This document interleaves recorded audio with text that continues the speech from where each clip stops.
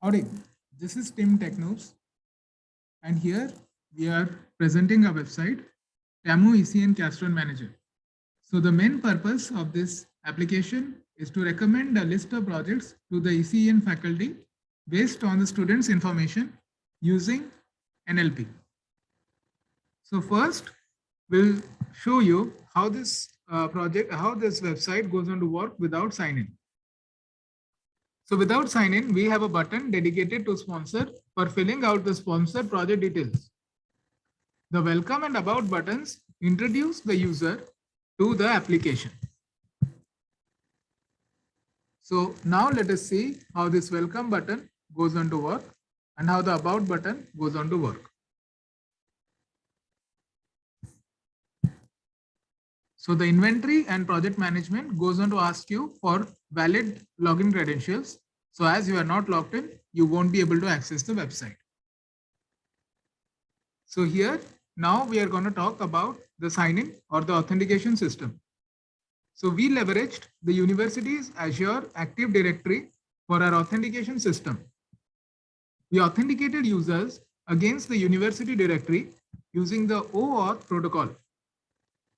After authentication, we are able to verify the user's email address.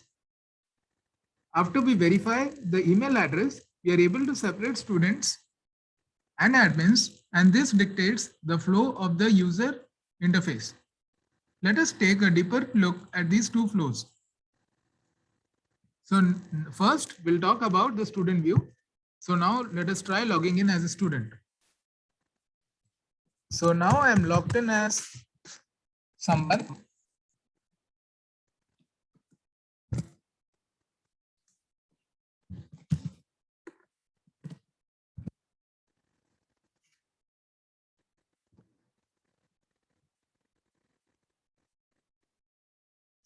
So after the student login, we can see the inventory function active, where the student can see the available stock and make a request to the admin about their preferences.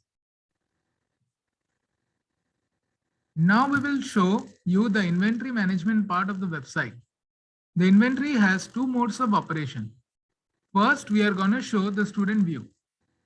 This is given access by the authentication, which recognizes the difference between an admin and a normal user.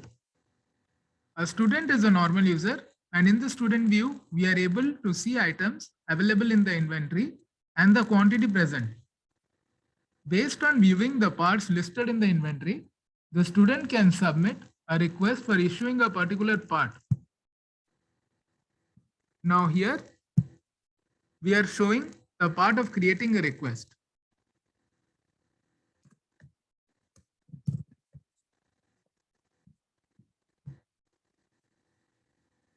So here you can go on to click the button, check your request.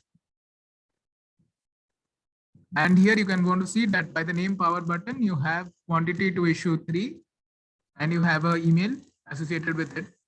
Now you have a button with take action on the request, and we'll see how that button goes on to work. So here inside this, you can go on to have a look at issue the item and remove request.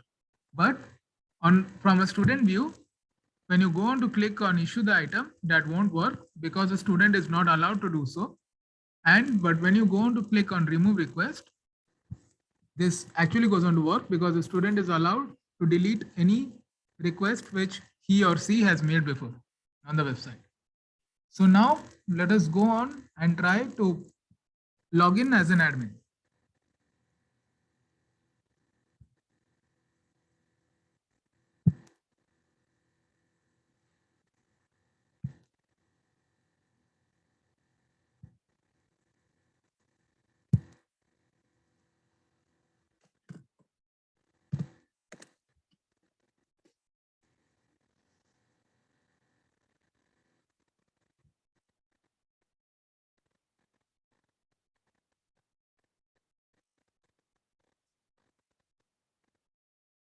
So here we have the inventory management where the admin can view the inventory and have a look at all of the requests made by the students.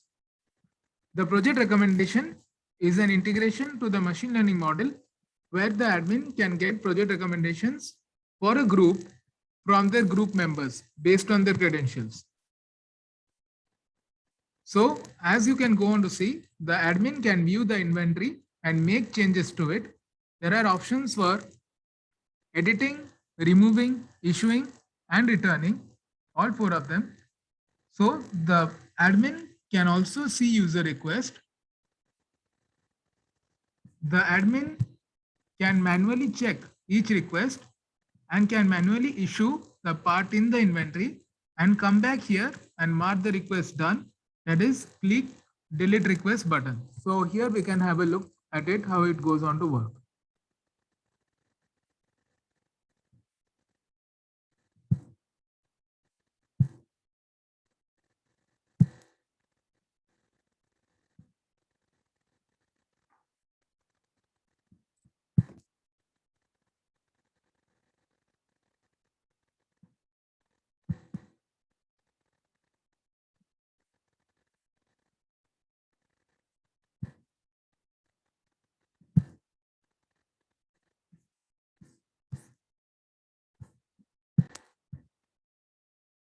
So now let's talk about the machine learning part, which has been implemented on the website. So the machine learning or the NLP model has been implemented on this page. So basic thing is the students' resumes and the projects are already hosted on a S3 bucket in AWS. The main purpose of this subsystem is to give a list of suggested projects to the TA or instructor for a particular team, which would match the credentials of each person in the group. The machine learning or the NLP model formed the brain of the entire system, which went on to prescribe a set of projects for each student to the TA or instructor. Based on the level of difficulty of projects, that is easy, medium, and difficult, the GPAs are used as the primary filter to allocate the projects to the students. The keywords from the project descriptions as entered by the sponsor and the student information from the students' resumes are extracted using Gensim summarization algorithm, and a cosine similarity is found between them. Then the fuzzy wuzzy algorithm is used to get the match percentage between relevant skill sets as entered by the user and the student resume information. After this, an aggregate of the match percentage and the cosine similarity is calculated, and the final recommended list of projects is displayed per user. So we'll see how that thing goes on to work.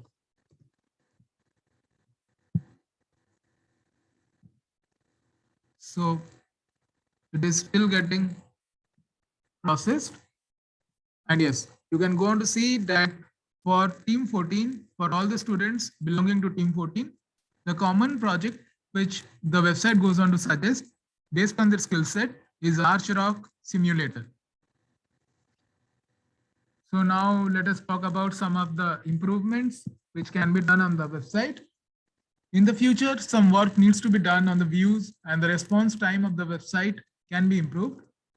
A check on the number of items in the inventory should be done to ensure that the number of inventory requests should not be more than the number of available items at any given point of time. Thank you, guys.